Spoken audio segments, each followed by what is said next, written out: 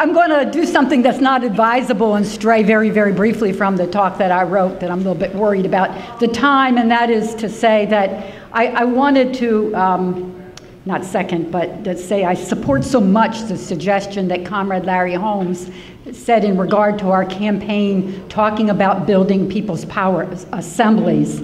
And I say that because we really have to be preparing for the coming storms, that we need a strategy for that, and we shouldn't be surprised that big things are in the future. And so that I wanted to lend my support to his suggestion. The other thing I thought is that Mia's revolution in your face, I love that formulation because I come from those days of the last poets, and the revolution in your face was in our face in Baltimore City.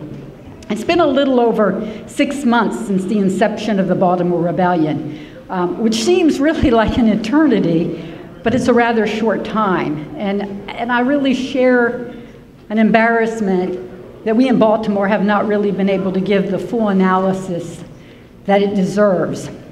The only excuse that I can offer up is that the comrades have been struggling in every waking moment, organizing in the trenches, not only to push the struggle forward, but also in defense of the many cases of those who were arrested during and after the rebellion. Also, we should note that the struggle is far from over, that we have the cop trials at the end of November. I also think it's important, though Amani has done it probably better than me, to note that Workers' World Party and the Baltimore People's Power Assembly members in Baltimore were involved since day one in every battle in the street. And I can't say all what I mean because there's some legal implications in that, and you all know that, including organizing the largest protest on May 1st. I'd like to ask the Baltimore Workers' World Party and PPA members to stand. Their sacrifices were and continue to be an inspiration, not only to myself, but to all of us in the party.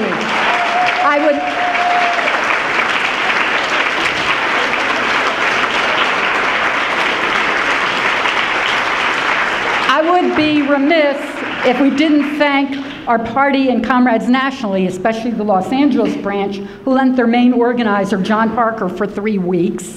And also Rebecca, who came and is a filmmaker, who sacrificed her time, Lamont and the youth from North Carolina, the New York City People's Power Assembly, and many others who I may have missed naming. We want to thank you all because it illustrates how important a national Marxist-Leninist party is. Thank you.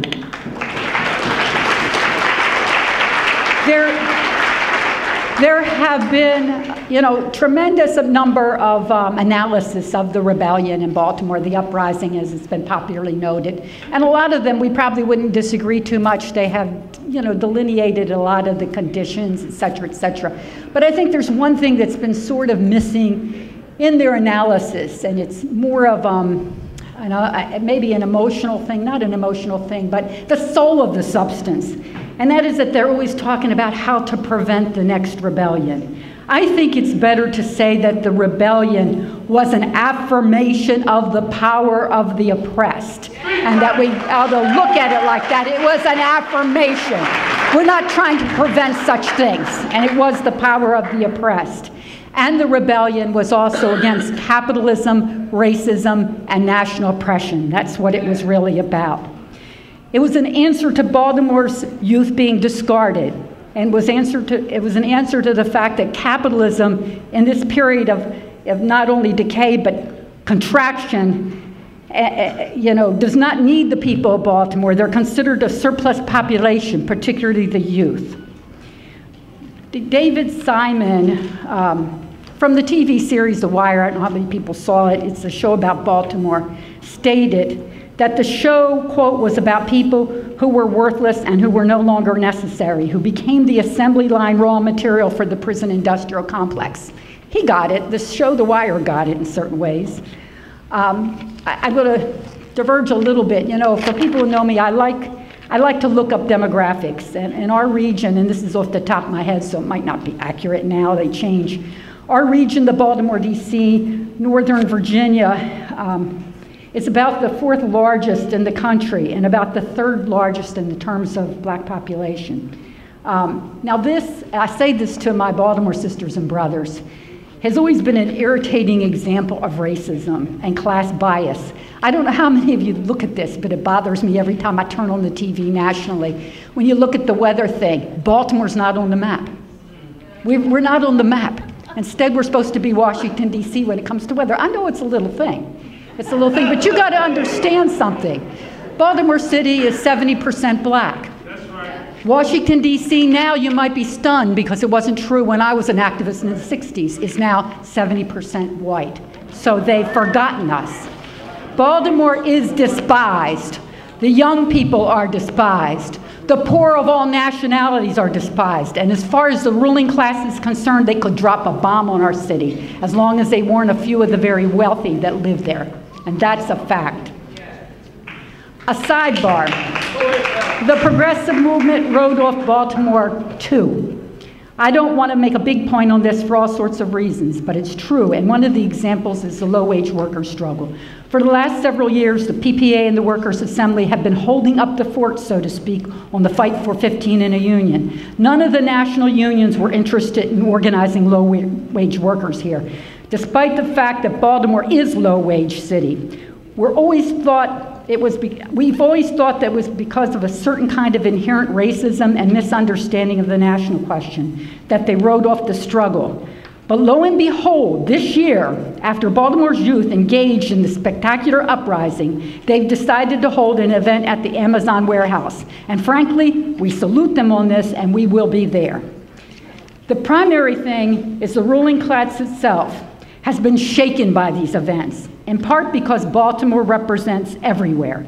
It represents Detroit, Jackson, St. Louis, New York, Oakland, and every major community from Los Angeles to right here in Harlem, the Bronx, and Brooklyn. Also, Baltimore is just 41 miles from the nation's capital. Walking distance, frankly. We know this because in conjunction with the Baltimore Southern Christian Leadership Conference, whose president, Reverend Witherspoon, and his companion, Sherelle Witherspoon, who are here with us today, we walked it together when we reenacted the Poor People's Campaign in 2013. So we know Washington is just 41 miles. The rebellion was an affirmation of the power of the oppressed, and it's important to note that in the right circumstances, rebellions become revolutions, sisters and brothers, comrades.